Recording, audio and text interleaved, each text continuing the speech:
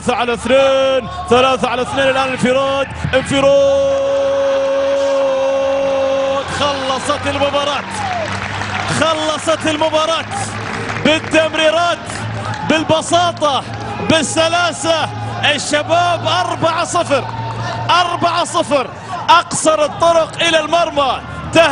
تهدي للشباب فهد المنيف الزميل السابق مع الفريق الأول، والأسماء الحاضر مع الفريق الأول اللي تتابع خلاص بأقصر الطرق. يا ألان جويدو، القميزي، عبد عطيف، فهد منيف، الأسماء الحاضرة في الملعب. بالتأكيد عيال عطيف يشوفون الأخوان الصغار جالسين يقدمون مباراة ممتازة. شوف اللمسة، شوف اللمسة. موسى حقوي سوى إيش؟ عطاها لعبد الرحمن البركة مع الشباب.